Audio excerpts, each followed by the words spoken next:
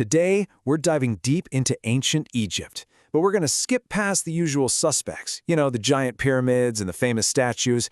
We're on the hunt for something a little different. We're looking for the sacred blueprints that unlock the real secrets of how the Egyptians worshipped.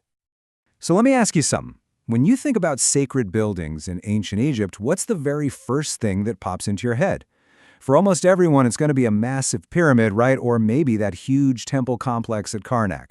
I mean, they're the blockbusters, and for a really good reason. But I'm willing to bet that the word Mammisi did not just pop into your head. And yet, this was a hugely important ritual space. Stick with me, because by the end of this, you're going to know exactly what a Mammisi is, and why knowing that opens up a whole new way of seeing ancient Egyptian spirituality. Okay, so before we can get into the really specialized stuff, we have to understand the standard model, right? Every complex system has a basic design, and for Egyptian temples, that was what we called the Pylon temple. Think of the Pylon temple as like the main cathedral.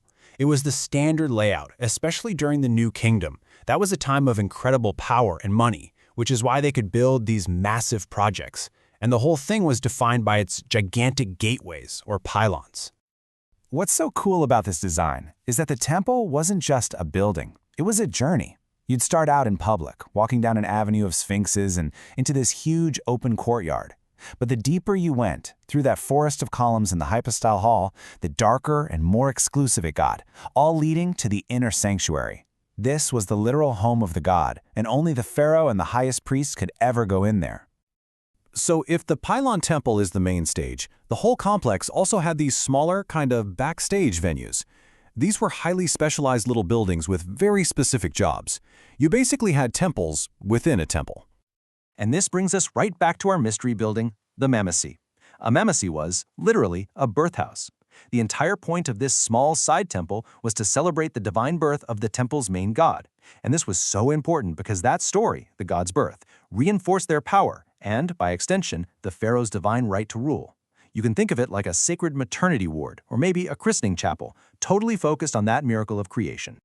Now, another one of these specialized spots was the Barque shrine. This was basically a dedicated station or resting place for the god's sacred bark. Now, a bark was the ceremonial boat they used to carry the god's statue out of the temple during these huge public festivals. For most regular Egyptians, these parades were the only time they would ever get to see their god. So the shrine that housed this divine vehicle, it was a place of incredible honor, kind of like a sacred garage for the god's limo. So you can see the key difference right here. The Mammisi was all about an internal, divine event, birth, creation, life.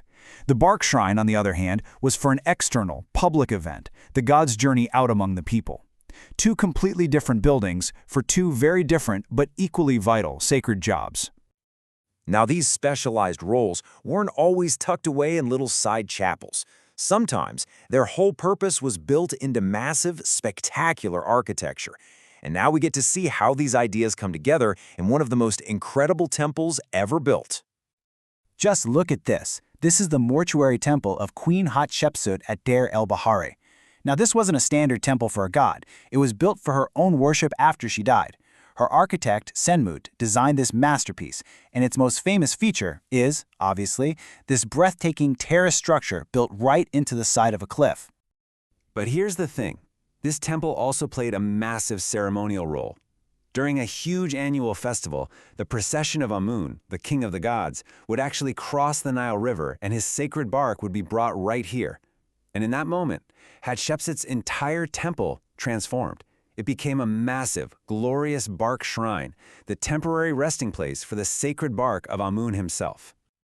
So, we've looked at the main temple, the specialized shrines, and how they can even merge into one.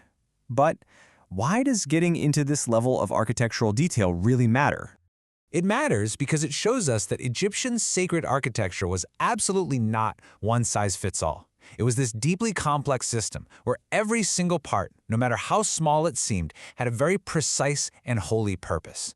When you understand the job of a Mammisi or a Barque shrine, you get a much richer, much more alive picture of their spiritual world. And that kind of leaves us with one last thing to think about.